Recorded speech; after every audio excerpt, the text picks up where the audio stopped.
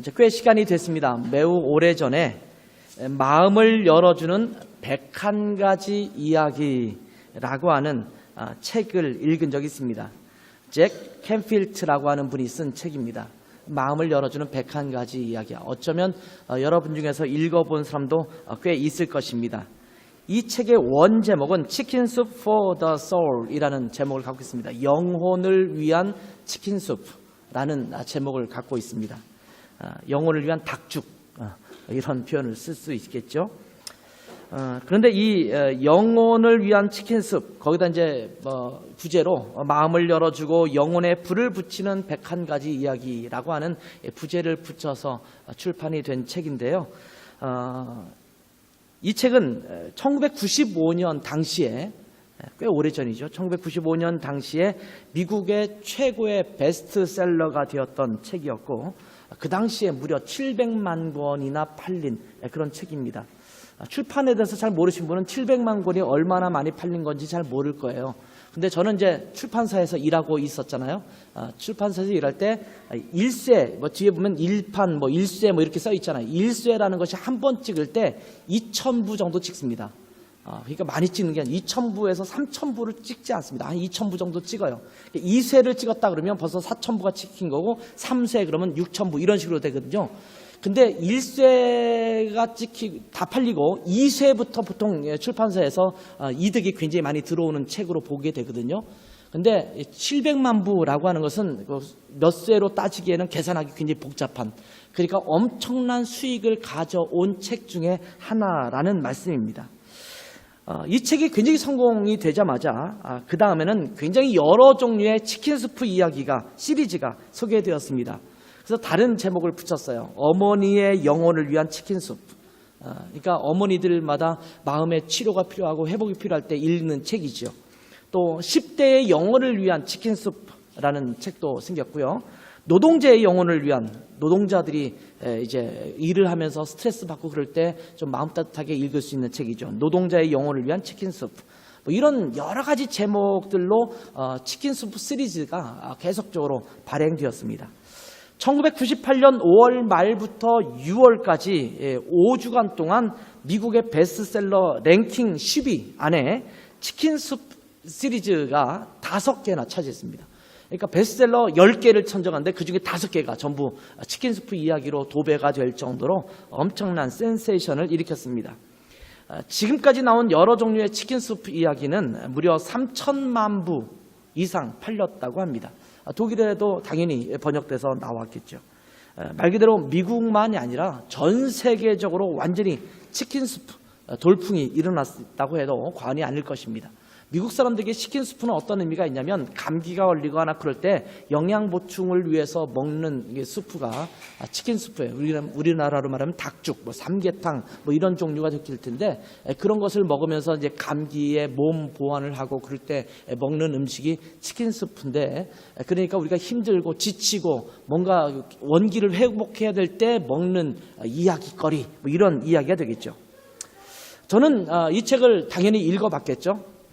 읽어보면서 이 책의 내용을 보니까 101가지의 감동적인 간단한 이야기들로 구성되어 있습니다.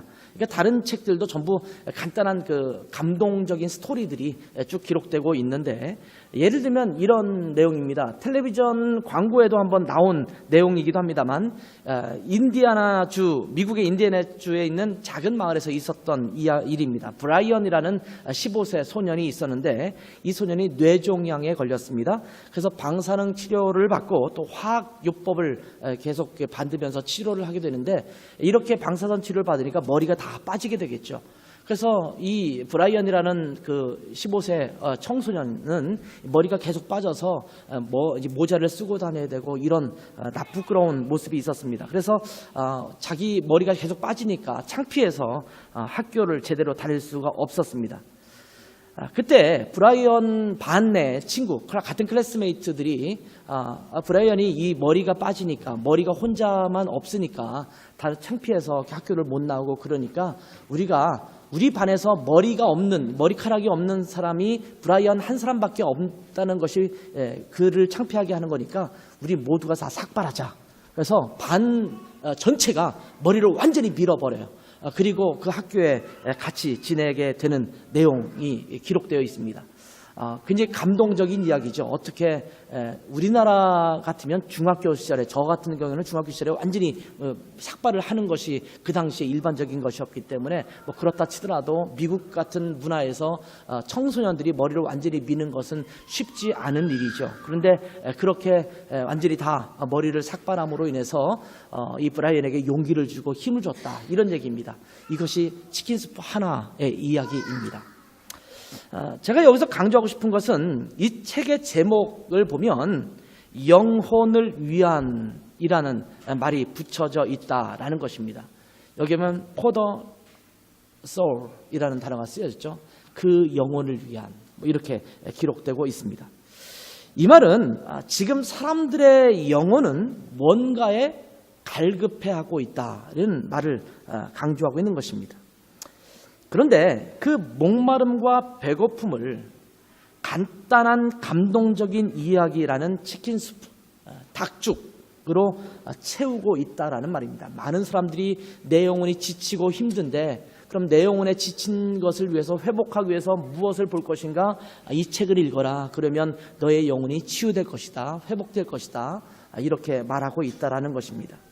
저는 이 기사를 읽으면서 그들이 느끼고 있는 영적인 배고픔과 목마름이 과연 감동적인 한 그릇의 치킨 스프 이야기로 채워질 수 있을까? 저들에게 필요한 것은 한 그릇 치킨 스프와 같은 감동적인 이야기가 아니라 예수 그리스도가 아닐까, 이런 생각을 하게 되었습니다. 근데 이것이 참 우리에게 힘든 부분 중에 하나예요. 우리가 설교를 하게 되면 많은 분들이 이제 설교를 듣지 않습니까? 그러면 성경의 말씀을 읽고 우리가 그 말씀에 있는 내용들을 함께 살펴봅니다. 근데 어느 정도 시간이 지나고 난 다음에 설교에 대한 얘기를 듣다 보면 여기에 있는 어떤 본문을 가지고 어떤 말씀을 했는지는 잘 기억을 하지 못해요. 그런데 설교 중에 잠깐 나누었던 감동적인 이야기는 많은 사람들이 기억을 해요. 그러면서 그 얘기, 그것이 기억납니다. 그게 참 감동적이었습니다. 이 하나님의 말씀이 우리를 감동케 해서 우리를 변화시켜야 되는데, 그것보다는 다른 것들, 다른 감동적인 이야기로 감동을 받으려는 세대가 오늘날의 세대가 아닌가라는 생각이 들었습니다. 그러면서 오늘날 우리 성도들은 어떤 것에 배고파하면서 무엇에 갈급해하고 있을까라는 생각이 듭니다. 지난 주일에도 우리가 진정으로 갈급한가? 라는 내용으로 시편 42편 전체의 말씀을 본문으로 함께 살펴보았습니다. 말로만 갈급하다라고 말하는 것이 아니라 우리 마음속 깊은 곳에서 우러나오는 갈급함이 정말 필요한 때입니다. 갈급해해야 하는데 갈급해하지 않는 것처럼 심각한 일은 없을 것입니다. 왜냐하면 갈급해야지 물을 찾지 않습니까? 그리고 그 물을 마시고 생기를 회복할 수 있는데, 그 갈급함이 없으면 고스란히 말라 죽을 수밖에 없습니다. 내 영혼은 말라 비틀어져 가고 있는데도 불구하고 그것을 진정으로 무엇으로 채울지를 몰라서 갈급해하지 않는 것, 이것이 문제라는 겁니다. 정말 목이 마를 때, 목이 탈 때 콜라를 마신다거나 그런 어떤 오렌지 주스를 마신다거나 이런 것들이 우리의 갈증을 별로 해소하지 못할 때가 참 많아요. 정말 그럴 때는 우리에게 신선한, 그냥 내추럴한 그런 물이 필요할 때가 있지 않습니까? 그것이 정말 우리를 갈증을 해소하게 되는데, 우리가 엉뚱하게 내 갈증을 해소해 주지 못하는 것들에 매달리는 경우가 참 많다라는 거예요. 여러분은 지금 무엇에 목말라 하고 있으면 또 무엇에 배고파 하고 있습니까? 지난 주일에 이어서 다시 한번 여러분에게 질문을 던져보겠습니다. 여러분은 지금 목말라 하고 있습니까? 인간에게 있어서 가장 강한 힘이 있다면 그 중에 하나는 목마름의 힘이라는 생각을 하게 됩니다. 어떤 큰 일을 이룬 사람들을 자세히 살펴보면 대부분 자기 자신이 이룬 그 일에 대해서 다른 사람들에 비해서 더 많이 목말라 했던 사람들임을 알 수가 있습니다. 목마름이 있어야지 성취가 있는 것입니다. 저는 아직도 생생하게 기억합니다. 2002년 6월 무슨 일이 있었는지 여러분 아시죠? 한국과 일본 월드컵이 열렸었습니다. 그때 한국이 4강 신화를 이루지 않았습니까? 어제 러시아는 떨어졌습니다. 자국에서 월드컵이 열린다고 4강이 되는 건 아니잖아요. 우리나라가 4강에 올라갔을 때 많은 말들이 있었어요. 실력도 안 되는데 자국에서 열렸다라는 것 때문에 그 어드밴테이지를 얻어서 뭐 그랬다. 뭐 어떤 사람은 심판을 매수한 것 아니냐. 뭐 이런 말도 쓰기도 하고 막 여러 가지를 말하지만 그런 생각이 들었어요. 실력이 없으면 아무리 뭐 매수를 하고 뭐 하더라도 올라가기가 쉽지 않지 않겠습니까? 그 당시는 제가 생각해도 그 경기를 많이 봤는데 꽤 잘했어요. 제가 봐도 놀랄 정도로 야, 한국팀이 이렇게 잘했을까라는 생각이 들어요. 근데 그 한국팀의 그 뒤에는 누가 있었냐면 여러분들 기억하시죠? 거스 히딩크라는 감독이 있었습니다.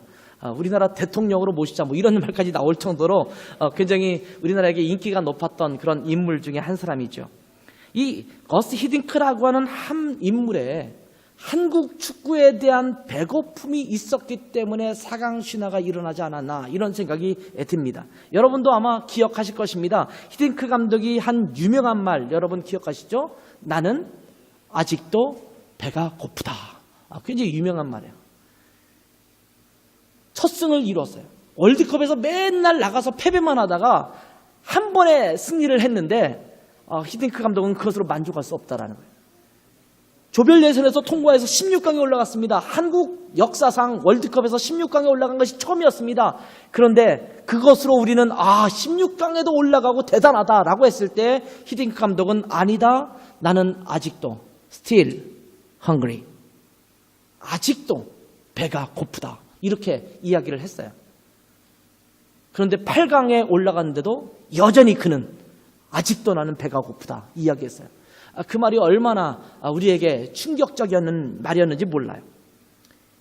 16강에 진출했다고 만족하지 않고 더 높은 이상과 목표 앞에서 배고파했던 히딩크 감독이라고 하는 그 인물이 있었기 때문에 한국 축구의 수준이 한 단계 업그레이드 되지 않았나라는 생각이 들어요.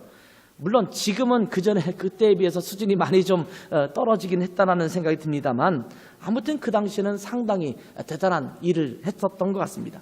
그 배고픔, 그 간절함. 어떤 성도가 성장합니까? 현재 있는 자기 자신의 모습에 만족하지 않고 늘 부족함을 느끼면서 자기 자신의 영적인 성장에 목말라 하는 사람이 성장을 합니다. 그냥 그렇게 주일 하나 지키는 것만으로 만족하면서 사는 그런 신앙인이 아니라 자기 자신이 제대로 실천하지 못한 것에 대해서 목말라 하며 살아가는 여러분들이 되시길 바랍니다. 이 정도면 됐지가 아니라 여기서 멈출 수 없다. 나는 더 성장해야 되고 더 자라가야 된다라고 하는 갈급함이 있었으면 좋겠어요. 어떤 교회가 부흥합니까? 부흥에 대한 목마름이 있는 교회가 부흥합니다. 그저 밤낮으로 하나님 어떻게 하겠습니까? 이 교회의 황무함을 보시옵소서. 부흥의 불길을 주시옵소서. 성령의 바람이 불게 해주시길 바랍니다. 죽어가는 영혼이 되살아나고 교회가 회복되어야 되지 않겠습니까? 라고 엎드려 기도하는 교인들이 많은 교회, 이런 교회가, 이런 목타는 부흥에 대한 갈망이 있는 교회가 성장하지 않겠어요? 교회가 성장하든지 말든지 뭐 그든지 나랑 알 바 없고 내가 교회 그냥 필요할 때마다 예배 가고 내가 바쁜 일 있으면 딴 데 가고 이렇게 해서는 그 교회가 성장할 수 없겠죠. 당연한 귀결 아니겠어요? 한국교회의 요즘 문제가 뭔지 아십니까? 부흥을 갈망해야 하지 않습니다.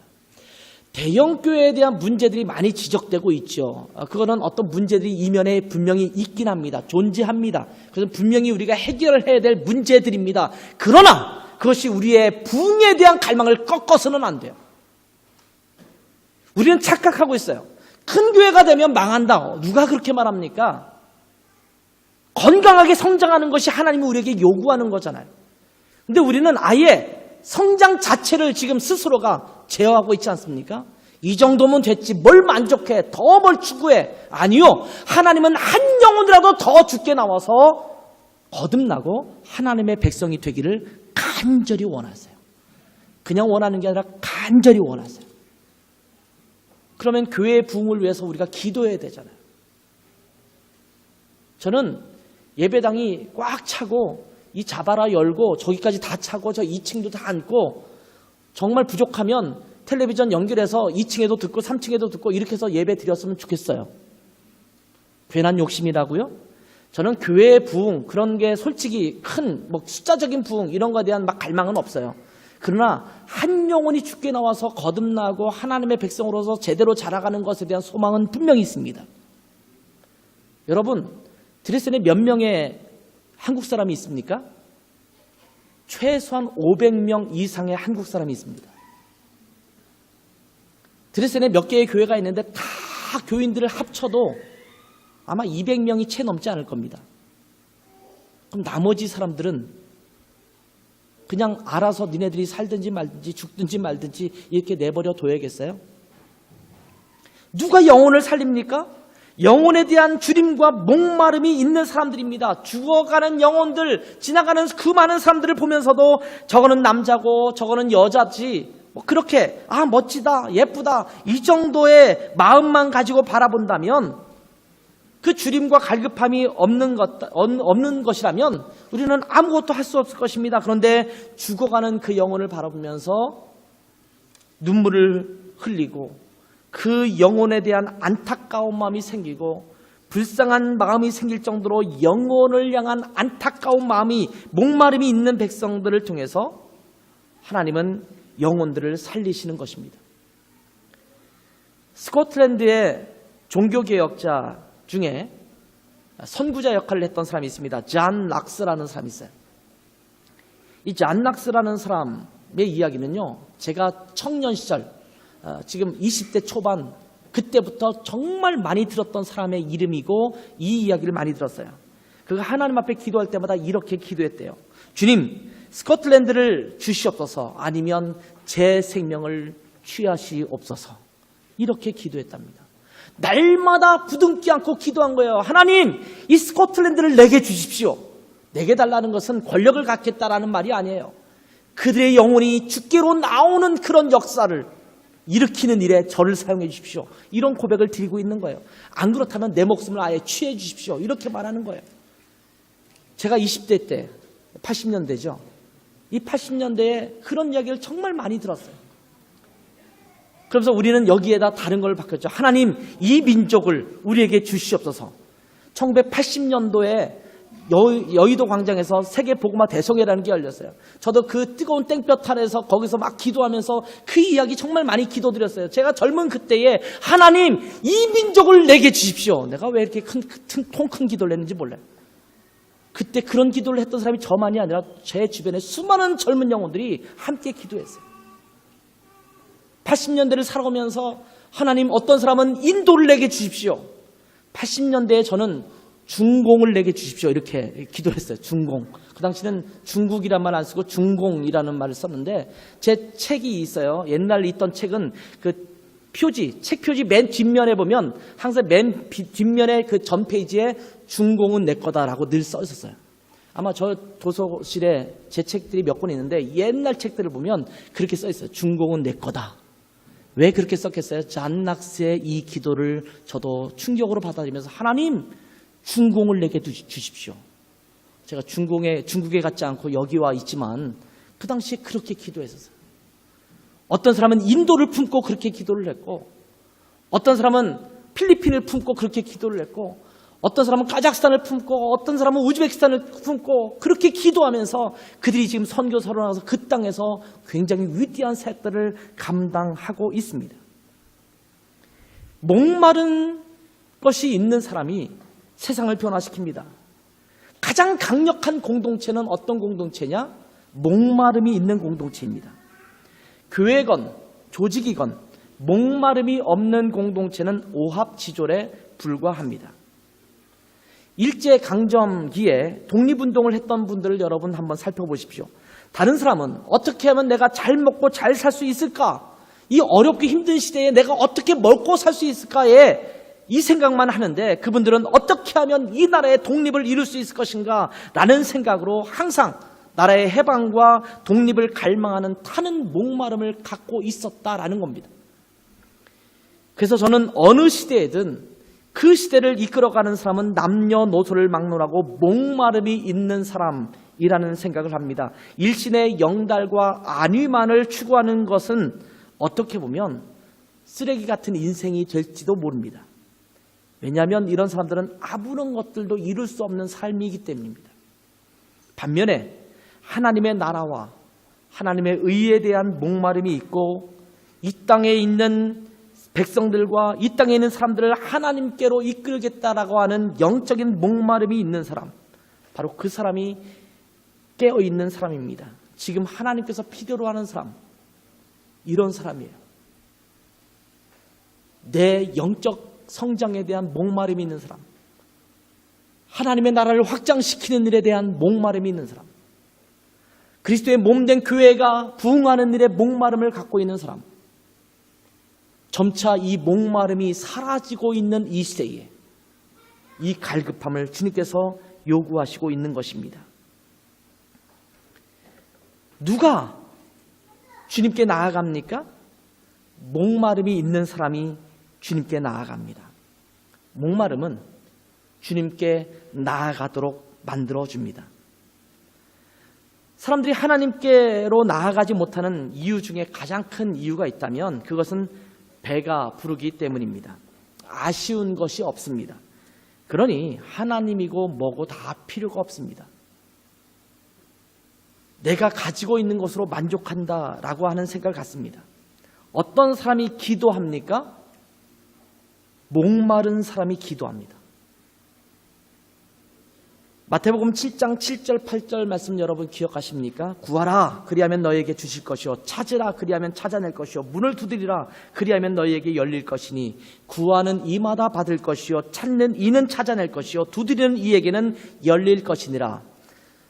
그냥 하나님 주시면 되지 뭘 구하라고 하십니까? 알아서 주세요. 알아서 열어주세요. 이렇게 우리는 하고 싶은데 하나님은 그러지 않아요. 구해라. 찾아라. 문을 두드려라.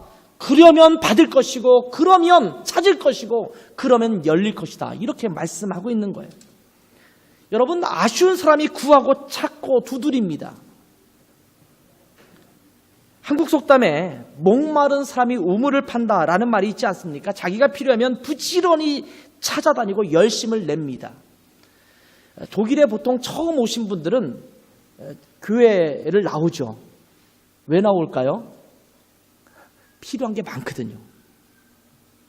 한국에서도 많은 분들이 저한테 연락을 하기도 해요. 뭐 이메일로 하기도 하고 전화를 하기도 하고 목사님 한번 만나주세요. 한번 이렇게 해주세요. 저렇게 해서 막 얘기를 해요. 그리고 나서 적응이 되면 그 다음에는 슬슬 관계가 끊어져요.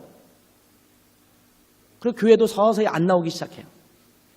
목마르고 내가 필요하면 절대적으로 구하게 될 수밖에 없어요.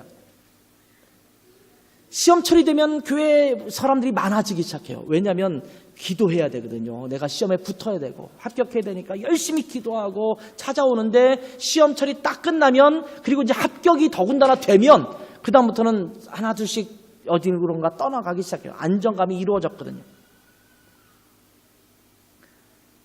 하나님께서 왜 우리의 삶에 자꾸 위기를 주시기도 하는지 아십니까? 하나님에 대한 목마름을 갖게 하시려는 까닭에 가끔씩 우리에게 위기를 주시기도 합니다. 주님밖에 없습니다. 주님 아니면 안 됩니다. 라고 납작 엎드리라고 때로는 우리에게 시련을 주시는 것입니다. 하나님께서는 당신의 백성을 크게 쓰시기 위해서 시시때때로 그들에게 목마름을 주시는 것입니다. 아, 갈급하다. 지금 하나님 없으면 안 되겠구나. 이런 생각을 갖게 되는 것입니다. 오늘 본문을 한번 보십시오. 의에 줄이고 목마른 자는 복이 있나니 저희가 배부를 것이며 라고 말씀하고 있습니다. 세상 사람들의 복은 배부르고 등 따뜻한 것, 이것이 복입니다. 그런데 우리 그리스도인의 복은 줄이고 목마른 것이다. 이렇게 말씀하고 있어요. 줄이고 목마르지 않으면 찾지 않으니까 배부르고 등 따뜻하면 복이 아니라는 말씀이에요. 하나님의 의에 대해서 배고파할 줄 알고 굶주릴 줄 알고 그 마음이 있는 자는 정말 복된 자라는 거예요. 여러분의 영혼의 상태는 어떻습니까?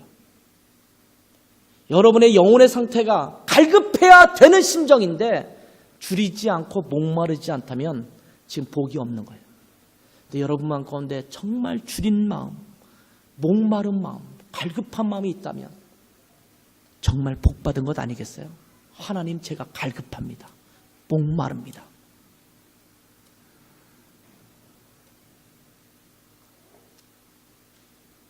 줄이고 목마름이 없는 사람은 결코 하나님 앞에서 큰 일을 이룰 수 없습니다. 우리는 뭔가 대단한 일을 하겠다라고 마음을 먹기 전에 하나님의 의에 대해서 목마르고 굶주린 자들이 되어야 한다는 말입니다. 어떻게 하면 우리 교회를 부흥시킬 수 있을까? 어떻게 하면 나의 삶을 통해서 하나님의 영광을 드러낼 수 있을까? 어떻게 하면 하나님 앞에서 내가 거룩한 삶을 살아갈 수 있을까? 라고 하는 갈급함을 항상 가지고 살아가는 사람, 이런 사람들이 하나님의 일을 이룰 수 있다는 겁니다. 그렇지 않으면요, 우리의 삶이 여지없이 무너지기 때문이에요. 이런 갈급함이 없으면요, 우리 삶이 저절로 거룩해지지 않아요. 저절로 성장하지 않아요. 결국 하나님께서는 당신의 백성들이 줄이고 목마름을 가지고 나아갈 때에 모든 것을 채워주시는 분이라는 말씀입니다. 진젠도르프 백작이라는 분이 계셨습니다. 혹시 여러분 아십니까? 우리 드레스덴에서 살고 있는 분은 진젠도르프 백작에 대해서 모르면 안 되죠. 이게 뭐 발음을 친첸도르프라고 해야 되는데 지금 한국에서는 진젠도르프 백작이라고 이제 많이들 소개를 하고 있죠. 독일의 작센주, 우리가 지금 거주하고 있는 작센주의 헤른후트라는 곳이 있습니다. 헤른후트라는 것은 여기서 폴란드 쪽으로 거의 한 1시간 가까이 가다 보면 30분 정도 가다 보면 바우젠이 있어요. 바우젠 옆에서 이제 우리가 이번에 수련을 하게 되는데 거기서 남쪽으로 조금 내려가면 헤르누트라는 조그마한 마을이 있습니다. 여기에서 경건주의 형제단 헤르누트 브리더 게마인데를 만들었던 그런 분이십니다. 이분은 태어난 곳이 드레센입니다. 드레센 출신입니다. 드레센에서 공무원으로 오랫동안 일하다가 나중에 루터교회 목사 안수를 받기도 했던 사람입니다. 이 모라비안은 누구냐면 이 지금의 체코 지역에 있었던 사람들이에요. 모라비안이라는 사람들, 보헤미안의 일부 사람들인데 이 사람들은 카톨릭을 피하고 이제 존 후스의 영향을 받아서 경건주의 신앙운동을 계속적으로 유지했던 사람들입니다. 근데 카톨릭의 핍박이 너무 심하니까 이 핍박을 피해서 이제 자유를 찾아서 이제 독일로 넘어오게 되는데 이 작센주로 넘어오고 헤르누트 지역으로 넘어옵니다. 이때 누구를 만나냐면 이 진젠도르프 백작을 만납니다. 진젠도르프 백작의 영지, 그가 다스리는 지역에 그들이 오게 되면서 그들을 함께 보호하고 함께 공동체를 일구기 시작합니다. 진젠도르프 백작이 원래 그 할레에서 공부를 했거든요. 할레 대학에서 공부를 하면서 경건주의 운동의 영향을 굉장히 많이 받습니다. 그리고 나서 그런 경건주의 운동을 받아서 말씀 묵상하고 하나님을 향한 갈급함이 그 마음 가운데 있었는데 거기에 모라비안 교도들과 함께 조우를 한 겁니다. 근데 이들이 갖고 있는 믿음의 신앙을 보니까 정말 경건한 모습을 갖고 있었어요. 그것이 딱 맞아 떨어져서 함께 공동체를 만들기 시작합니다. 이분은 원래 신분이 백작이라고 말씀드렸죠. 그런데 어느 날 갑자기 그가 가지고 있던 모든 지위와 조건들을 다 내팽개치고 이제 모든 것을 내팽개치고 복음을 위해서 맨발로 뛰어나갑니다. 이분은 영국, 그 다음에 저쪽 스웨덴이나 이쪽까지 가서 복음을 증거하고 말씀을 증거하고 선교사로 나가기도 했었고 각 곳곳마다 나간 선교사들에게 굉장히 많은 후원을 했던 그런 사람이에요. 근대 선교의 아버지라고 불리는 사람이 이 사람입니다. 보통 선교의 아버지 그러면 윌리엄 캐리를 들거든요. 윌리엄 캐리에게 만들었던 사람이 누구냐? 이 사람이 바로 진젠도르프 백작입니다. 영국의 성공회에서 이제 신앙운동이 막 벌어지도록 그 영국 부흥을 견인했던 사람이 누구냐? 진젠도르프 백작이에요. 그러니까 이 진젠도르프 백작은요 굉장히 위대한 사람이에요. 그냥 우습게 넘길 사람이 아닙니다. 그런 사람이 태어난 도시에서 우리가 살고 있어요. 여기서 이제 1시간 정도 거리에 하면 헤르누트가 있어요. 저도 이제 많이들, 우리 교회 성도들도 예전에는 한번 데리고 갔었고, 우리 집사님들도 한번 갔었고, 또 여러 손님들이 오시면 많이 데려가서 구경을 시켜드리는데, 그곳에 아직도 그 후예들이 남아서 신앙생활을 하고 있죠.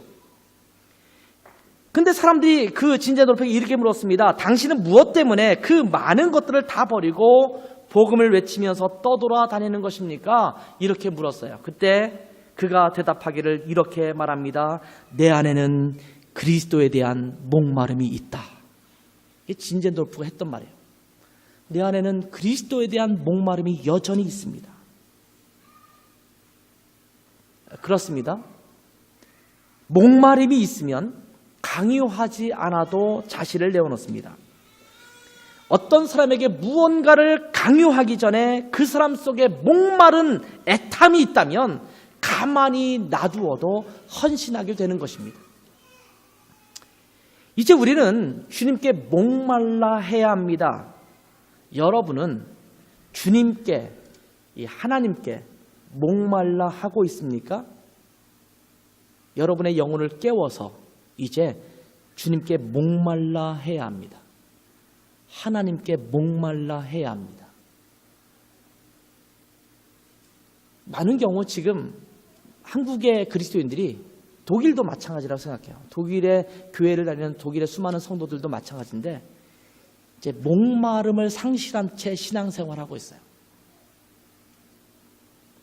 저는요, 1980년대 후반에 중고등부 전도사를 했어요. 그 당시에 중고등부 학생들에 대한 애타는 마음이 저는 정말 간절했습니다. 자나깨나 고등부 생각이었어요. 학생들 생각이었어요. 그 당시에 1971년생, 70년생, 69년생, 68년생 요 정도까지가 제가 담당했던 그 학생들이었는데 뭐 그 이외에도 계속적으로 이제 제가 담당을 했습니다만 그 학생들을 대할 때 꿈에도 나타나요. 이 학생들이. 제가 교회에서 쥐꼬리만큼의 정말 사례비를 받으면 사례를 받는 날은 아이들 파티하는 날이에요. 주변에 분식집 가서 파티하고 밥 먹고 임원들 먹이고 수련회 같이 데리고 가서 목욕시키고 제가 등 밀어주고 같이 가서 2박 3일 밥 먹고 그럼 수련회하고 임원 양육하고 이런 일이 늘 일상의 생활이었어요. 그러니까 매일매일 만나면 교사들과 만나는 게 선생님들과 만나고 교육학교 선생님들과 만나고 또 몇 명의 그 핵심 멤버들과 만나고 이러면서 늘 자나깨나 뭐 앉아도 앉으나 서나 뭐 자나깨나 하여튼 고등부 학생 영혼들 생각이었어요. 어떻게 하면 이 고등부가 부흥될 수 있을까? 이때 저와 비슷하게 고민을 하고 있던 분 중에 한 분이 이찬수 목사님이에요. 지금 분당 우리 교회 목사님이죠. 그분은 사랑의 교회 청소년부 담당이었고 저는 제가 교회 했던 담당 사역자였고 그렇게 사역을 하면서 청소년들을 대하는데 그 열정 정말 대단했던 것 같아요. 제가 봐도 그 목마름이 있었어요. 학교마다 찾아다녔어요. 주변에 개성여고 그다음에 숭이여고 뭐 이런 학기들이 있었거든요. 그런 데를 찾아다니면서 학교를 방문하고 거기 있는 교목을 만나고 선생님들 만나고 하여튼 별 일을 다 한 것 같아요. 담임 선생님을 제가 만나러 다녔어요. 부모님도 안 만나는 담임 선생님을 제가 가서 만나고 이야기하고 그랬던 기억까지 납니다.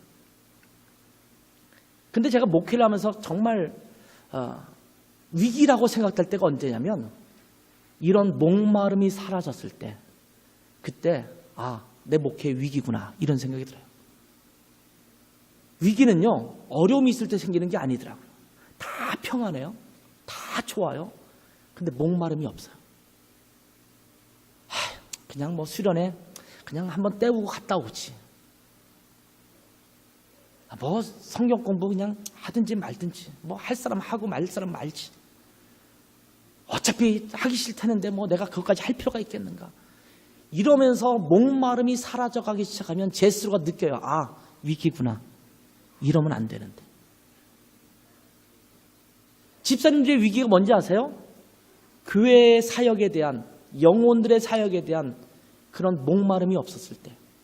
우리 지기의 위기가 뭔지 아십니까? 우리 원들이 어떻게 되든 내가 이제 별로 관심이 없어지고 있을 때 위기가 온 거예요. 앙상블, 찬양팀, 성가대로 섬기는데 내 이 성가대에 대한 목마름이 없어요. 뭐 오늘은 다 바쁜 데 있으면 빠지고 안 그런 사람들은 어떻게든 그거 가거든요. 내가 다른 거 다 못해도 성가대는 한다. 내가 뭐 앙상블은 한다. 뭐 찬양팀은 한다. 어느 때 그런 열정이 있었는데 어느 순간 그게 사라져요. 그리고 나서는 목마름이 없어져요. 예배에 대한 목마름도 사라져요. 예배를 어떻게든 참석해서 그 예배를 통해서 내 영혼에 단비 같은 것들을 촉촉히 적셔야 된다고 생각했던 때가 있었는데 어느 순간부터 드리면 드리고 말면 할 수 없고 이렇게 사라져요. 위기예요. 이제 우리는 이것을 일깨워서 목말라 해야 돼요. 여러분, 중독성이 있는 음식들이 있습니다. 한 개, 두 개 먹다 보면 저절로 자꾸 더 먹게 되는 음식들이 있어요. 손이 가요, 손이 가, 깡에 손이 가요 하면서. 네. 노래도 있죠. 한 개씩 먹다 보면 나 그냥 한 개, 두 개 먹을 마음이 없었는데 먹다 보니까 계속 입에 지금 뭔가 들고 있어요. 치우지 않으면 계속 먹게 되는 것들이 있잖아요. 사람마다 좀 다를 수는 있겠습니다만 저는 수년 전에 한국의 속초에 갔다가 정말 유명하다는 닭강정을 대하게 됐습니다. M 닭강정과 J 닭강정이 이제 속초에서는 굉장히 유명한데 그 당시에는 M 닭강정을 먹었던 것 같아요. 근데 닭강정을 사서 뭐 유명하다니까 줄 서서 이렇게 사서 먹어봤는데 꽤 맛있어요. 배가 불렀어요. 그래서 뭐 저녁 다 먹고 이러고 먹는데 요만한 닭강정으로 이렇게 조그맣게 잘라진 게 한 상자가 있는데 한 개를 먹었는데 계속 입에서 입맛이 돌면서 한 개를 더 먹기만, 한 개 더 먹을까? 먹었어요. 근데 이렇게 먹던 것이 한 상자를 다 비우는 거예요. 또 사러 갔어요. 마침 우리가 그 거하고 있던 이 콘도미니엄 안에 또 그 닭강정을 파는 데도 있어서 사기도 하고 서울로 오면서 또 사갖고 왔어요. 제 아내는 제가 한국에 머무는 연희동에 이 안식관이 있는데 성교관이 있는데 그 신촌 그 Y대학교 그다음에 E대학교 E여대 앞에 그 먹자 골목들이 많잖아요. 거기에 이제 그 어느 치킨집이 있어요. 근데 어느 특정한 치킨집에는 말하지 않겠지만 저는 별로였어요. 그 집은 뭐 이렇게 별로인데 제 아내는 굉장히 좋아하더라고요. 우연히 가다가 그 집에 차를 세워놓고 그냥 사서 집에 가서 먹자. 근데 제 아내가 차 안에서 뚜껑을 열고 하나를 딱 집어 먹더니 계속 거의 한 박스를 집으로 가는데 신촌에서 저희 연희동 숙소까지가 멀지 않거든요. 거의 그동안 거의 다 먹고 그 다음에 또 사러 가자고 그러더라고요. 중독성이 있는 음식들이 있어요. 먹다 보면 계속 먹게 되는 음식들이 있어요. 신앙도 사실은 마찬가지예요. 우리가 신앙생활하면서 기도하고 하나님의 말씀을 읽고 하나님의 말씀을 들으면 그렇게 들을수록 자꾸 목말라지는 것입니다. 이것이 신앙이어야 돼요. 기도하는데 자꾸 기도가 고파지지 않습니까? 말씀을 읽는데 자꾸 말씀이 고파지지 않습니까? 말씀을 읽는데 시선을 뗄 수 없이 계속 그 말씀에 사로잡혀 본 적이 있으십니까? 기도하는데 계속 거기에 무릎 꿇고 머물러 있어야만 되는 그런 마음들이 여러분 가운데 있으십니까? 하나님의 말씀을 제대로 읽으면 읽을수록 계속해서 마음이 바짝바짝 마르고 타오르는 것입니다. 아, 주님께서 내게 말씀하시는구나. 야, 이 말씀이 나를 어떻게 변화시킬까? 나에게 무엇이라고 말씀하실까? 와, 내게 주시는 이 놀라운 축복의 말씀, 나를 향하신 비전의 말씀, 와, 이 말씀이 내게 주어지다니. 이런 간절함이 여러분 가운데 있습니까? 더욱 목마르고 더욱 애타는 마음.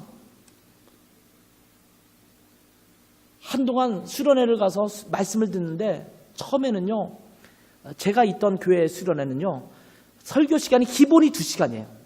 이 수련회 가서 설교 시간은 기본이 2시간이에요. 그게 전국 교회의 대학부 수련회의 표준이 됐어요. 그리고 그 표준이 거의 코스타와 연결돼 있어요, 사실은. 그때 담임 목사님이 지금 이제 우리 코스타 국제 이사장 아니십니까? 그러니까 그런 분위기 속에서 자라는데 처음에는요, 몸부림쳐져요. 이 설교가 안 끝나고 그리고 나서요 1시간씩 기도해요. 막 기도하는데 이 제목 놓고 기도하고 저 제목 기도하면은 막 앉아가지고 좀이 쑤시는 거야. 도대체 이 말씀을 2시간 동안 듣고 또 이렇게 또 내가 이 기도를 1시간 동안 해야 되는데 무슨 기도를 저 사람이 이렇게 하지 하고 눈 뜨고 쳐다보기도 하고 막 그랬었거든요. 근데 어느 순간부터 말씀이 2시간이 지났는데 자꾸 더 듣고 싶어요. 정말 마음속에 갈급함이 생겨요. 기도를 1시간을 끝내는데 기도 시간 다 끝나고 사람들은 하나씩 둘씩 떠나가는데 여전히 그 자리에 머물러서 기도하고 싶은 마음이 생겨요. 우리가 제대로 주님을 만나는 마음이 있다면 그런 마음이 있어야 되는 것 아닐까요? 제가 가끔씩 얘기했지만 제가 제 아내와 데이트하던 시절에 제 아내가 직장 끝나고 나오면 직장 앞에서 픽업을 합니다. 제 아내는 디자인을 전공했기 때문에 그 당시에 출판부에 디자인부에 있었어요. 출판사에서 앞에서 딱 만나서 제가 데리고 나옵니다. 시간을 다 보내고 밤 12시 가까이 되면 집 앞에 데려다 주죠. 근데 그 시간 헤어지고 싶지가 않아요. 여러분은 모르시는구나. 눈빛 보니까. 그래요. 진짜 데이트하면. 진짜 사랑하면 그렇습니다. 헤어지고 싶지가 않아요. 그리고 나서 집에 가서 그 당시는 핸드폰도 없던 시절, 인터넷도 없던 시절 아닙니까? 전화하는 거예요. 집 전화로. 밤 12시가 넘었으니까 다른 전화 올 일 없잖아요. 그러니까 그 당시 그래도 감사하게 무선 전화가 있었어요. 그러니까 제 방에 들어가서 침대에 누워서, 제 안에도 뭐 그렇게 누웠겠죠. 누워서 계속 속닥 우리가 늘 하는 얘기죠. 자세한 얘기는 만나서 또 하자. 그 간절함, 갈급함, 이것이 믿음 안에서 우리 안에 생겨나야 되는 것 아닐까요? 주님께서 우리에게 요구하시는 것이 이런 목마름 아닐까요?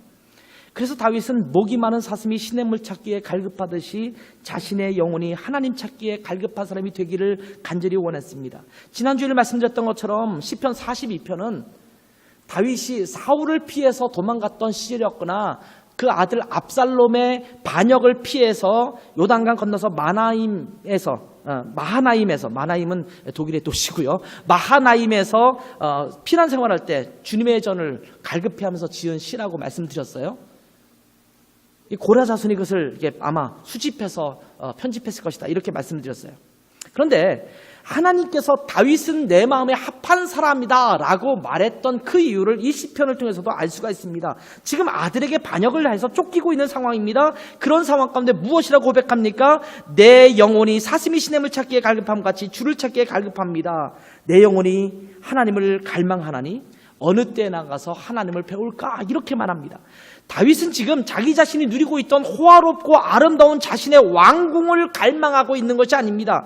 자신이 앉아있던 보좌를 갈망하고 있는 것이 아닙니다. 내가 왕자에 앉아있었는데 이 꼴이 무엇이란 말인가? 내 집은 저 편란하고 안락한 호화로운 왕궁인데 내가 왜 여기서 이렇게 유리하며 방황하고 있는가? 내 꼴이 뭐란 말인가? 내가 내 왕궁으로, 내 편안한 잠자리로, 내 그 호화스러운 보좌로 다시 올라가야 될 텐데 이것을 갈급해했던 것이 아니라 그 어렵고 힘든 상황 가운데서 하나님을 갈망하고 있습니다.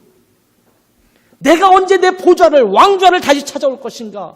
내가 언제 다시 그 호화로운 왕궁의 편안함을 누릴 것인가? 이것을 갈급해하는 것이 아니라 나는 하나님을 목말라 한다 이렇게 말하고 있습니다. 아들에 대한 배신감에 치를 떨고 있어야 될 그 상황에서 하나님을 갈망해하고 있습니다. 이 어렵고 힘든 상황 속에서 하나님을 갈망하는 것, 이것이 다윗을 위대하게 하는 것입니다.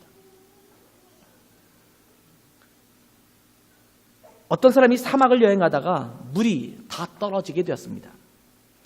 물을 찾아서 한참을 헤매는데 목은 바짝바짝 말아오르고, 지금 제가 조금 목이 마르네요. 이럴 때는 물을 마셔줘야 돼요. 여기 옆에 물이 있다는 게 얼마나 감사한지 몰라요.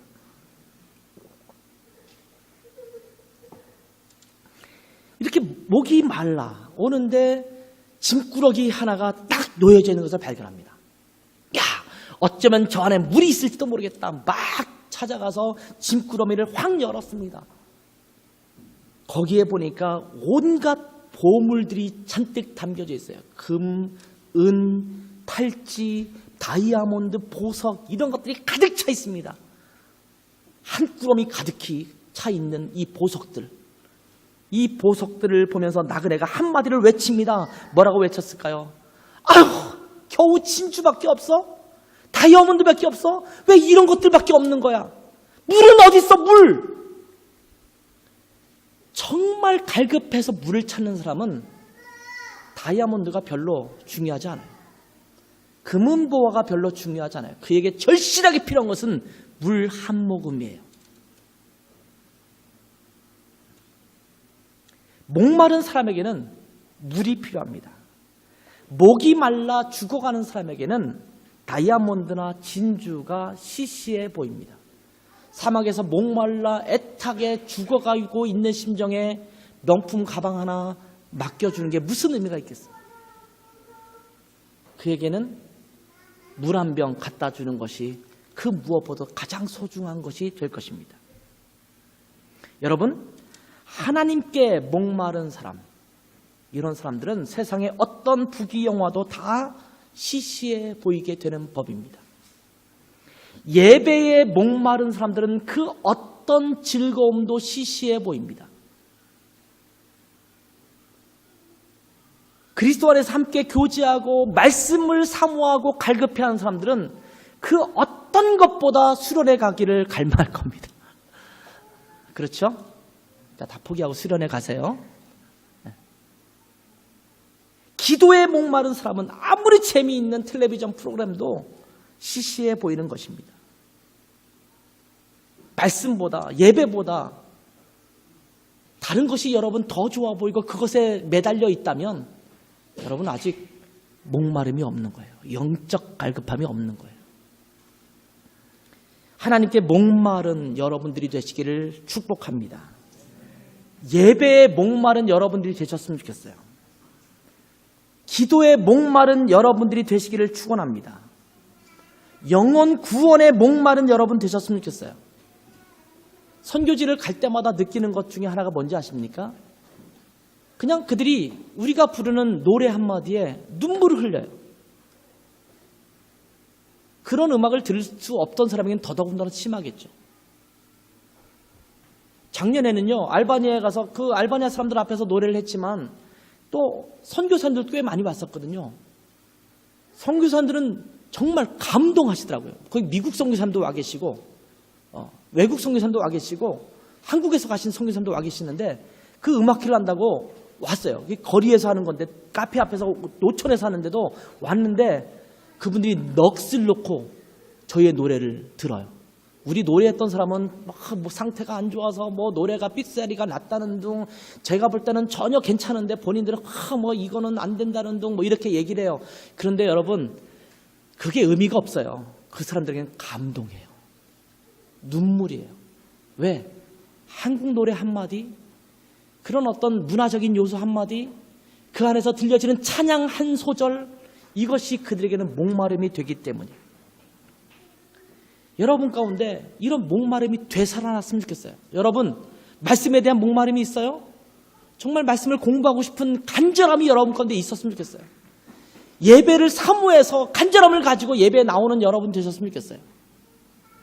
수련회에 좀 여러분이 목말라 했으면 좋겠어요. 그냥 가면 되고 안 가면 말고가 아니라 그 시간에 함께 나눌 교제와 그 안에 풍부하게 누려질 그 아름다운 잔치들, 이런 것들에 대한 목마름이 있었으면 좋겠어요. 영혼을 전도하러 우크라이나에 간다 그러면 내가 가든지 아니면 간 사람이 정말 잘 사역을 감당하도록 그에 대한 여러 가지 모습으로 함께 기도하고 후원하는 모습으로 간절함이 있었으면 좋겠어요. 이 목마름이 회복되는 여러분 되시기를 주님의 이름으로 축원합니다. 기도하겠습니다.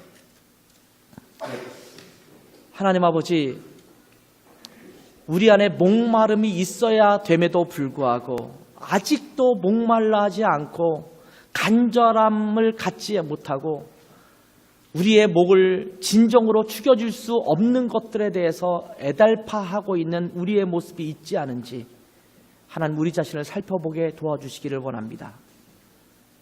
부흥에 대한 간절함이 사라진 시대, 하나님의 말씀에 대해서, 기도에 대해서 그 목마름이 사라진 그런 삶의 영적인 상태를 우리가 지금 그대로 부여잡고 살지 않도록 도와주시고 하나님을 향한 온전한 갈급함으로, 갈망함으로, 타는 목마름으로 하나님 앞에 나아가는 우리 교회 공동체 각 성도들 될 수 있도록 축복하여 주시옵소서. 예수님의 이름으로 기도했습니다. 아멘.